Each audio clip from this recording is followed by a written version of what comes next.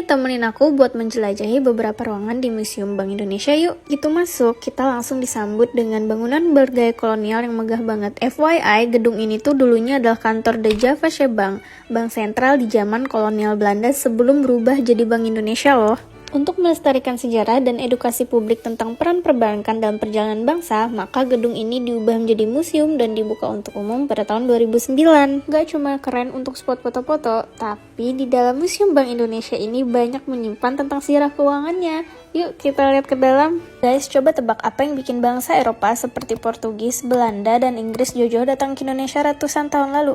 Jawabannya yap, rempah-rempah. Di sini ada pala, cengkeh, lada, sampai kayu manis. Dulu rempah-rempah ini harganya bisa lebih mahal daripada emas loh. Perdagangan rempah inilah yang bikin Belanda lewat VOC mendirikan sistem ekonomi dan perbankan di sini. Jadi sejarah uang dan Bank Indonesia tuh nggak bisa dipisahkan dari sejarah rempah-rempah. Bahkan konflik penjajahan dan perdagangan global dimulai dari sini. Dari sinilah ekonomi kolonial berkembang dan salah satunya adalah berdirinya The Javasche Bank yang kini menjadi cikal bakal Bank Indonesia. Di sini kita bisa lihat masing-masing patung seolah sedang menandatangani perjanjian atau keputusan besar. Pendandatanganan kayak gini nggak cuma simbolik, tapi juga punya dampak besar. Bisa jadi perjanjian ekonomi, pengesahan undang-undang, atau kebijakan moneter yang menentukan arah negara. Saat itu, Presiden Soekarno menandatangani keputusan penting, nasionalisasi The Javasche Bank yang sebelumnya adalah bank sentral warisan kolonial Belanda. Pak Soekarno ingin agar bangsa Indonesia punya kendali penuh atas sistem keuangannya sendiri tanpa campur tangan orang asing. Jadi bisa dibilang patung-patung di sini tuh mewakili banyak banget momen penting dalam sejarah. Selanjutnya, aku bakal ajak kalian ke salah satu ruangan paling berkesan di Museum Bank Indonesia, namanya Ruang Sang Pemimpin.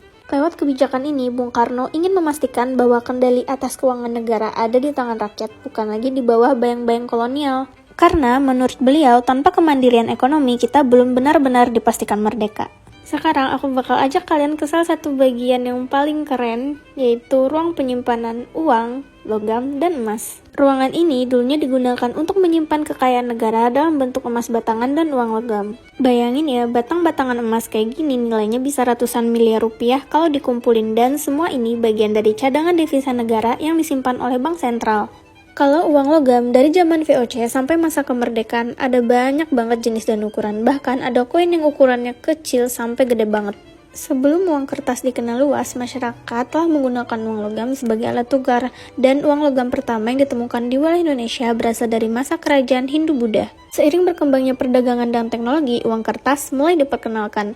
Uang kertas pertama beredar di wilayah Indonesia. Uang kertas ini awalnya dicetak di Belanda, bergambar simbol-simbol kerajaan dan tulisan berbahasa Belanda. Ketika Jepang menduduki Indonesia pada tahun 1942, semua uang kolonial dicabut dan digantikan dengan uang pendudukan Jepang yang dicetak dengan cepat dalam jumlah besar. Akhirnya, pada 30 November 1946, pemerintah Indonesia resmi mengedarkan uang Republik Indonesia sebagai alat pembayaran yang sah. Jadi gimana? Kamu tertarik nggak untuk ke Museum Bank Indonesia? Bye-bye!